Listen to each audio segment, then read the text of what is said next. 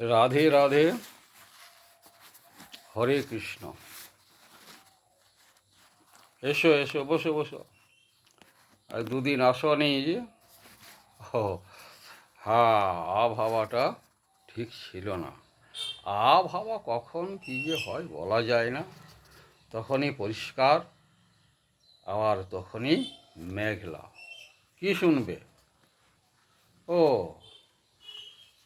শোনো, একটা বলি ছোট মতো।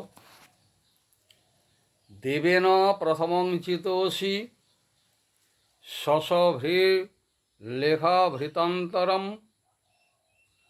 বুদ্ধেনোদ্ধত বুদ্ধিনা স্মর তত কান্তেন পান্থেন মে হিতৈতীন কোতিহংসি মাম অতিকৃশং দীন অনাথানং স্ত্রিয় ধিক ত্বাং ধিক তব পৌরুষং ধিগুদ্দয়ং ধিক কারমুকং ধিক সরান।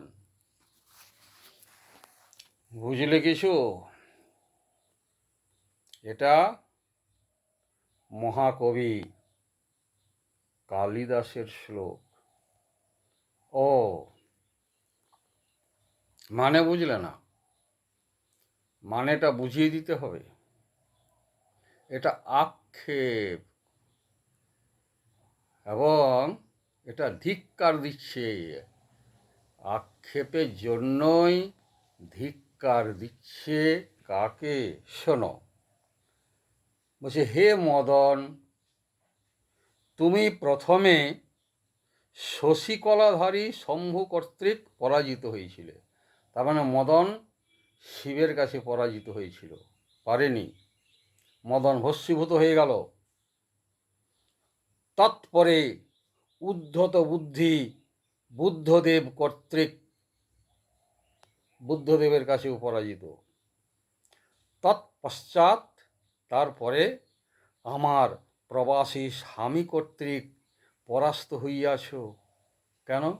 কই, আমার প্রবাসী স্বামীকে তো বান মারতে পারোনি। তাহলে কি বিদেশে থাকতে পারত? তাহলে আমার কাছে ছুটে আসতো।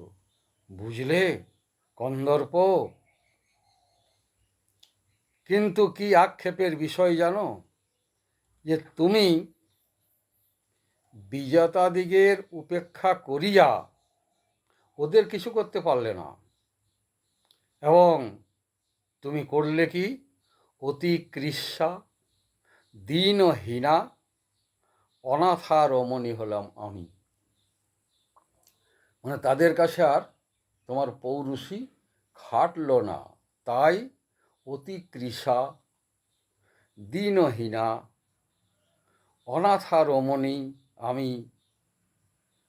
আমাকে তুমি পীড়ন করছো।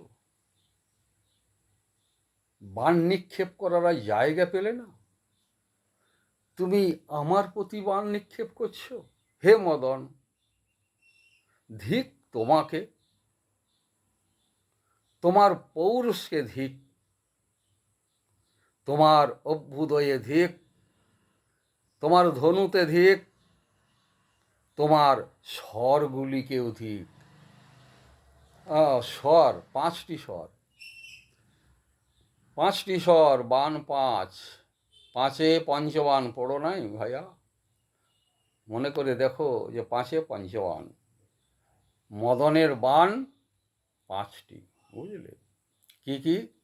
মদন, মাদন, মোহন, শোষণ, স্তম্ভন। এই 5টি বাণ মারে।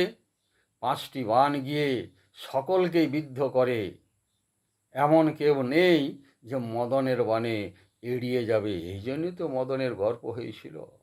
কারণ ভাগবতে একটি শ্লোক আছে, ব্রহ্মাদি জয় সংরূঢ় দর্প কন্দর্প দর্পহা জয়তী শ্রীপতির গোপী রাসমণ্ডল মণ্ডিত। যে ব্রহ্মাদি দেবগণকেও মদন জয় করেছিল, কিন্তু পারেনি একজনকে। কাকে? যিনি হলেন মদন মোহন। বুঝলে ভাইয়া? মদন মোহনকে পারেনি, যার জন্য মদনের কাছে পরাজিত, এবং তখনই নাম হলো মদন মোহন। জয় জয় শ্রী মদন মোহন কি জয়।